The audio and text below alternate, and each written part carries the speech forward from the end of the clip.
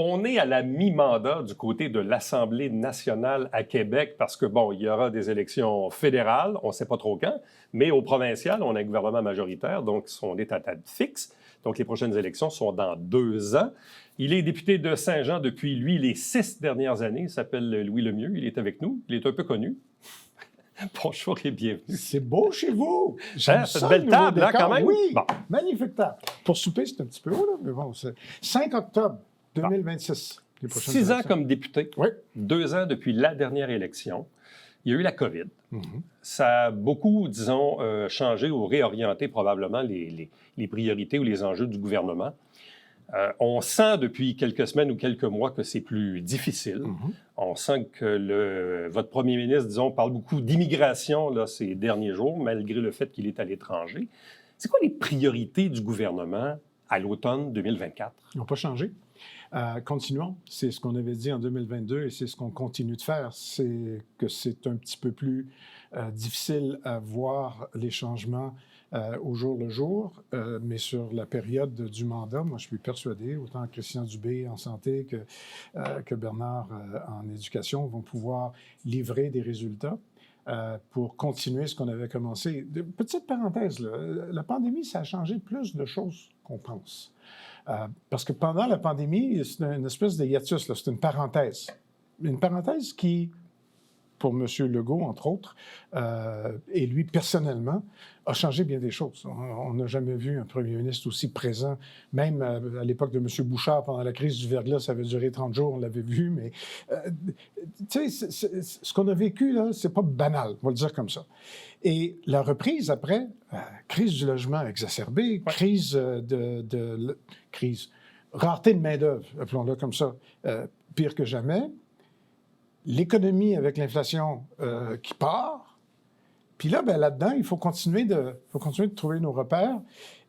Vous l'avez dit, M. Legault, il y a beaucoup l'immigration dans sa mire parce que pour lui, ça règle beaucoup de choses. Pas plus tard que ce matin, en caucus à distance, on parlait, entre autres, des étudiants étrangers. C'est faramineux, là, le nombre, là. C'est faramineux. Puis, je ne sais pas pourquoi on avait ça, mais on nous montrait des statistiques du nombre de nouveaux élèves au primaire, de nouveaux élèves au secondaire. On n'a jamais connu une hausse comme celle-là. Jamais, jamais, jamais, jamais. Donc, ça vient exacerber, c'est un mot, il ne s'agit pas d'avoir l'air intelligent, mais c'est vraiment ce que c'est. Ça vient empirer quelque chose qui était déjà difficile. Bon, on est à 2 ans de la prochaine élection. Les sondages actuellement ne sont pas très favorables.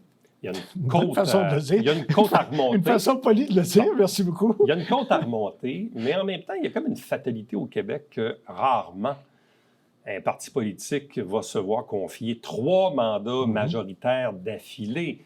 Jean Charest avait réussi à obtenir un gouvernement minoritaire. Est-ce qu'on se dit, est-ce qu'on est capable de déjouer cette espèce de récurrence à laquelle on est habitué au Québec d'avoir des changements de gouvernement à tous les 8 ans? On fait de la politique fiction quand on fait ça. Mais déjà, puis tu as tout à fait raison, 3 gouvernements majoritaires de suite, c'est pas sans précédent, mais il faut remonter à loin. Mais dans ce temps-là, c'était le bipartisme. Ouais. Hein? Ça change tout, là. On est 5 partis, là. 4 en chambre, un 5e sur le terrain. Puis on verra, 2 ans, c'est une éternité, il va en arriver d'autres. Bon. Et l'échiquier politique, moi, c'est un sport pour moi, hein, un sport. Ouais. L'échiquier politique n'est plus du tout ce qu'il était. Gauche-droite, là, c'est fini, ça. C'est fini au Québec, en tout cas. Là. Parce qu'on a des partis qui sont du même côté, mais c'est pas gauche-droite, c'est du côté multiculturel. Le multiculturalisme, qui est le pain puis le beurre du Parti libéral puis du Québec solidaire. Puis on a l'identitaire. Ça, c'est le pain puis le beurre du Parti québécois puis de la CAQ. Puis le conservateur, ben, c'est un savant mélange. Je n'ai rien à dire de plus. Ben, c'est autre chose. Puis comme il n'est pas en chambre, ben, il peut être un peu n'importe quoi en ce moment. Donc, ça, c'est plus ce que c'était, là. On ne peut plus se fier sur les mêmes paramètres habituels.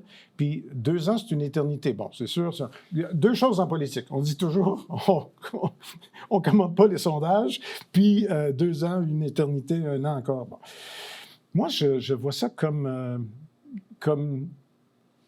une continuité, sans vouloir faire de jeu de mots, continuons. Et je suis pas abasourdi, je suis pas déprimé, je suis pas choqué. On compose avec la situation. Oui, bien, de toute façon, au stade Et où c'est on loin est, encore.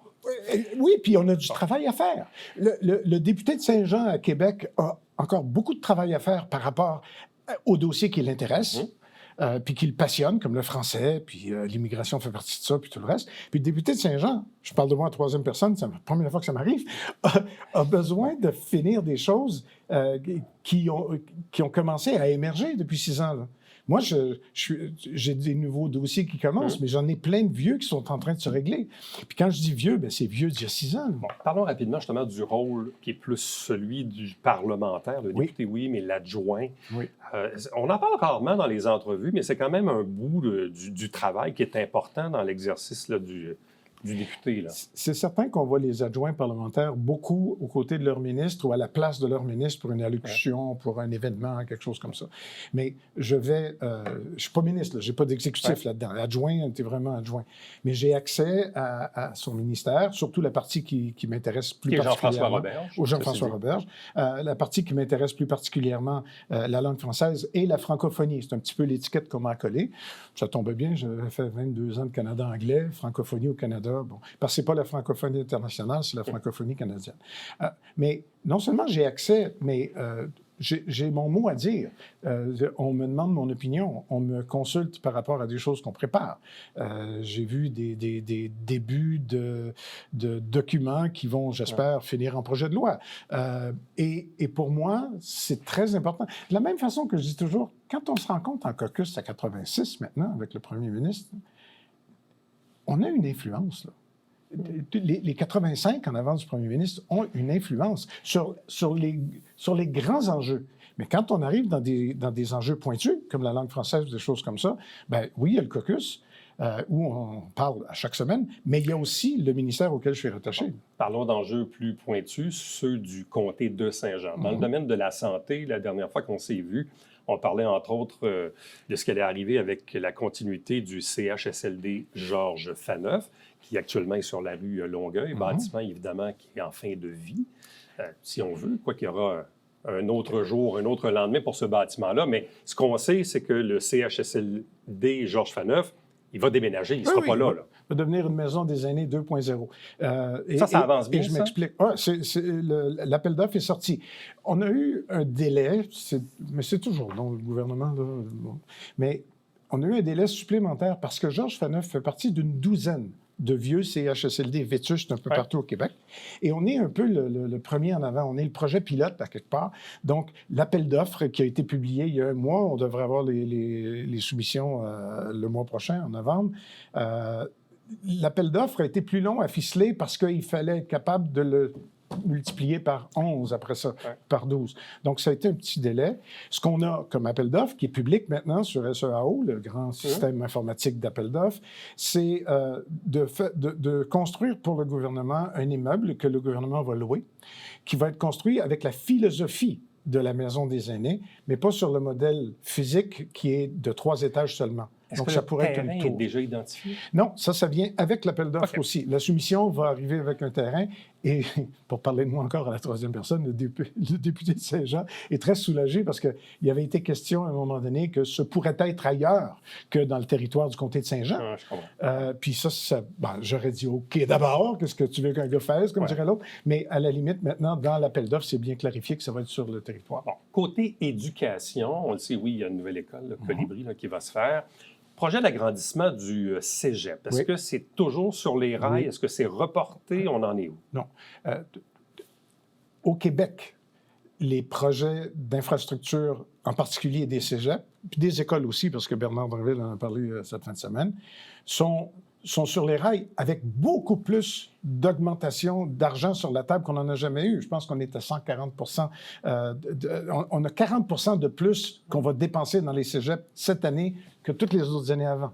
Parce que justement, comme Saint-Jean, il y a plein de cégeps qui ont besoin d'agrandissement et de modernisation. Ce qu'on entend en ce moment, c'est relié à une chose, et seulement une. Il ne faut pas dépasser. On vous a donné tant, il ne faut pas dépasser. Pour de la construction neuve, c'est assez facile, parce que s'ils veulent dépasser, il faut qu'ils viennent nous voir en disant « bien là, finalement, ça va coûter 30 millions au lieu de 20 ». Mais pour le maintien d'actifs, ce qui est l'essentiel de ce qu'on dépense en santé, en éducation, puis en enseignement supérieur. Bien là, c'est, comme tu l'as déjà fait dans ton sous-sol, probablement, c'est quand tu ouvres le plancher puis le mur, tu dis, hop, là, ça ne marche pas pantoute, ça va coûter plus cher.